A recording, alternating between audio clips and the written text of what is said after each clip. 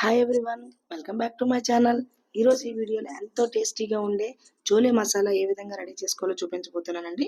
So దాని కొరకు ముందైతే నేను ముందు రోజు నైట్ నానబెట్టుకున్న కాబోలి శనగల్ని క్లీన్ చేసుకొని కుక్కర్లో పెట్టుకున్నానండి.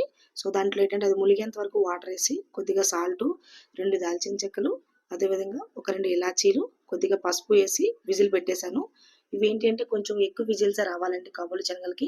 సో విజిల్స్ వచ్చిన తర్వాత ఏంటి అంటే దాన్ని చూడండి, వీడియోలో చూపిస్తున్నంత మెత్తగా అయ్యేంత వరకు అంటే మినిమం 5 విజిల్స్ వరకు వేయించండి. తర్వాత మీకు మొత్తం పేస్ట్ లాగా కావాలంటే మొత్తం మ్యాష్ చేసుకోండి. లేదు మాకు కొంచెం శనగలు తెలియాలనుకుంటే లైట్గా చేయండి.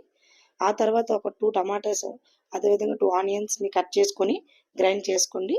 సో ఈలోపు ఒక ప్యాన్ పెట్టుకొని అందులో కొద్దిగా ఆయిల్ వేసి కొద్దిగా పసుపు, అదేవిధంగా కరివేపాకు, ఒక 4 పచ్చిమిర్చి అందులో యాడ్ చేసి అవి బాగా ఫ్రై అయిన తర్వాత ముందుగా రెడీ చేసి పెట్టుకున్న టమాటా అండ్ ఆనియన్ పేస్ట్ని కూడా అందులో యాడ్ చేసేయండి.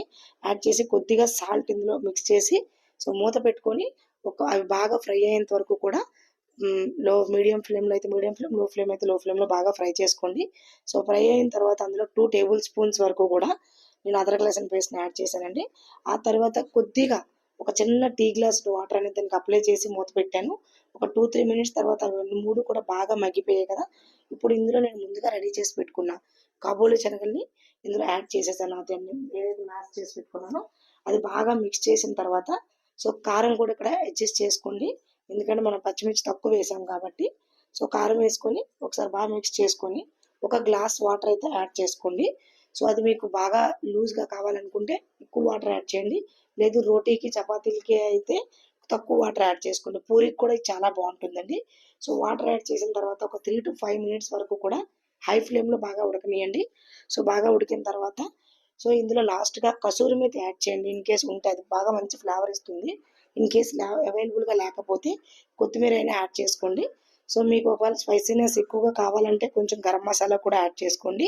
ఇన్ కేస్ స్పైసీ వద్దు అనుకుంటే అక్కడితో దాన్ని ఆఫ్ చేసేసుకోవచ్చు.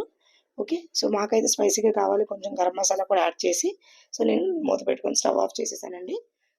స్టవ్ ఆఫ్ చేసినట్లయితే ఎంతో టేస్టీగా ఉండే చోలే మసాలా రెడీ అయిపోయింది. ఈ వీడియో కానీ మీకు నచ్చినట్లయితే లైక్ చేయండి, షేర్ చేయండి. ఇప్పటివరకు నా ఛానల్ సబ్స్క్రైబ్ చేసుకోకపోతే సబ్స్క్రైబ్ చేయండి. Thank you.